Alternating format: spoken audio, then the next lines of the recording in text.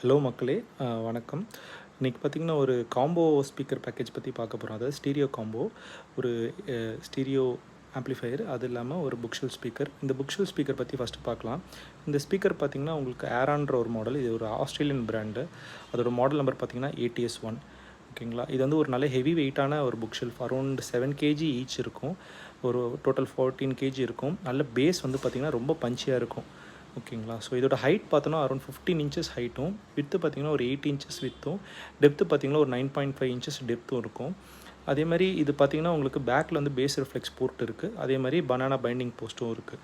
ஓகேங்களா. ஸோ இதோட would material பார்த்திங்கன்னா வுட் கிரெயின்ஸில் பண்ணியிருக்காங்க. அது இல்லாமல் உங்களுக்கு ஒரு வினைல் ஃபினிஷ் கொடுத்துருக்காங்க ஆல் ஓவர். அது இல்லாமல் ஒரு கர்வி ஸ்ட்ரக்சர் பேக்கில் இருக்கும். ரொம்ப நல்லாவே நீட்டாக சூப்பராக பார்க்குறதுக்கு ரொம்ப நீட்டாக இருக்கும்.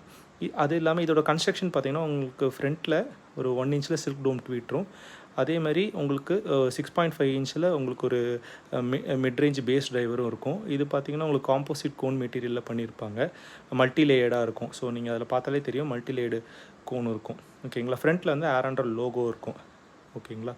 ஸோ இதுக்கு மேட்ச் பண்ணியிருக்க ஆம்ப்ளிஃபையர் நம்ம பார்த்தோன்னா ஒரு கேம்பிரிட்ஜ் ஆடியோவோட ஒரு 8 ohms 25 வாட்ஸ் வர ஆம்ப்ளிஃபையர்.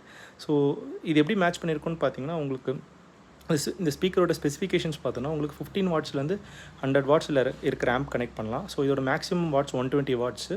ஸோ உங்களுக்கு ஆர்எம்எஸ் வந்து அரௌண்ட் 80 வாட்ஸில் உங்களுக்கு வரும். ஸோ இந்த ஆம்ப் வந்து நல்லாவே மேட்ச் ஆகும். பட் உங்களுக்கு இன்னும் இது பியூரான ஒரு பேஸ் தேவைன்னா இந்த ஆம்பை விட்டுட்டு ஹையர் ஆம்ப் போகலாம். இது ஒரு பேசிக் மாடலான ஆம்ப்பு. ஓகேங்களா. அதேமாதிரி இதோட சென்சிட்டிவிட்டி பார்த்தோன்னா, இந்த ஸ்பீக்கர் சென்சிட்டிவிட்டி பார்த்தோன்னா 89 dB சென்சிட்டிவிட்டி. ஓகேங்களா. விச் இஸ் நல்ல ஒரு லோ பவர் மாடல். அதாவது இந்த மாதிரி கேம்பிரிட்ஜ் ஆம்பெல்லாம் ஈஸியாகவே ட்ரைவ் பண்ண முடியும். ஓகேங்களா. அது இல்லாமல் இதோட ஃப்ரீக்வன்சி ரெஸ்பான்ஸ் பார்த்தோன்னா 55 ஹெட்ஸ்லேருந்து உங்களுக்கு வந்து 23,000 ஹெட்ஸில் இருக்குது. அதேமாதிரி கிராஸ் ஓவர் ஃப்ரீக்வன்சி பார்த்தோன்னா உங்களுக்கு 3,000 ஹெட்ஸில் கிராஸ் ஓவர் ஃப்ரீக்வன்சி இருக்குது. ஓகேங்களா. ஸோ இது பார்த்திங்கன்னா நல்லாவே ஒரு நல்ல ஒரு டைனமிக்கான ஒரு பேஸ் ரெஸ்பான்ஸோடு இருக்குது இந்த பேக்கேஜ். வேணுன்றவங்க கீழே இருக்கிற நம்பருக்கு காண்டாக்ட் பண்ணுங்கள்.